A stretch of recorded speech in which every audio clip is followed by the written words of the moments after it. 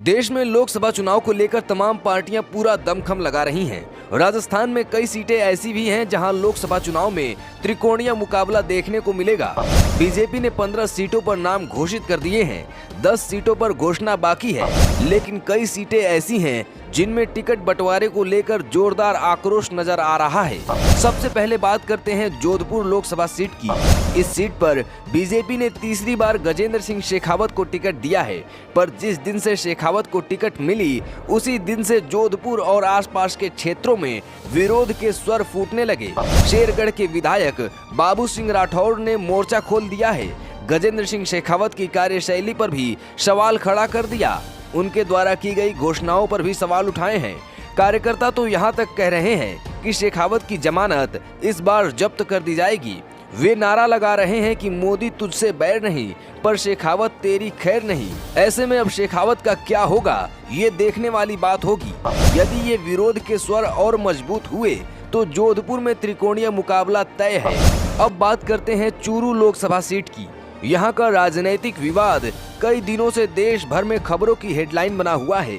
दरअसल चूरू सीट से बीजेपी ने राहुल कसवा का टिकट काट दिया है, जिसके बाद से राहुल लगातार गुस्से में हैं और बार बार आलाकमान से सवाल कर रहे हैं कि आखिर मुझे क्यों साइड लाइन किया गया, मुझे टिकट क्यों नहीं दिया गया। उनका टिकट काटकर पैरा ओलंपिक खिलाड़ी देवेंद्र झाझड़िया को चूरू से टिकट दे दी गई है।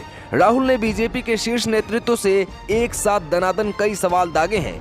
राहुल ने कहा, क्या मैं ईमानदार नहीं था, क्या मैं मेहनती नहीं था, क्या मैं निष्ठावान नहीं था, क्या मैं दागदार नहीं था, क्या मैं चूरू में काम करवाने में कोई कमी छोड़ी। माना जा रहा है कि उन्हें राजेंद्र राठौड़ से अदावत भारी पड़ी है। यदि राहुल कसवा का विरोध और मुखर हुआ, समय रहते उन्हें मैसेज नहीं किया गया, तो यहाँ भी त्रिकोणीय मुकाबला देखने को मिल सकता है।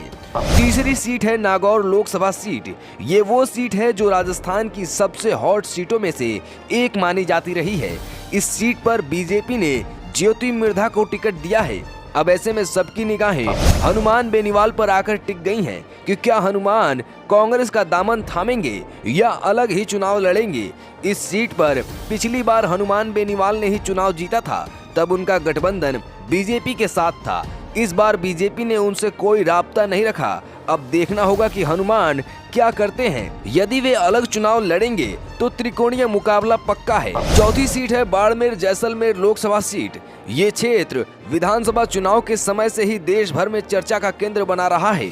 वजह है बाड़मेर की शिव विधानसभा के युवा विधायक रविंद्र सिंह भाटी तब से छा गए हैं जब से वे शिव से निर्दलीय विधानसभा चुनाव जीते। फिलहाल भाटी भी लोकसभा चुनाव निर्दलीय लड़ने का पूरा मन बना रहे हैं। यदि भाटी मैदान में उतरते हैं तो बाड़मेर जैसलमेर सीट भी राजस्थान की सबसे हॉट सीटों में शुमार हो जाएगी और यहाँ भी जोरदार त्रिकोणीय मुकाबला देखने को मिलेगा। इसकी पूरी संभावना है। आप किस लोकसभा क्षेत्र से आते हैं और आपके यहाँ से कौन चुनाव जीत सकता है, हमें कमेंट करके जरूर बताइए। खबर पसंद आई हो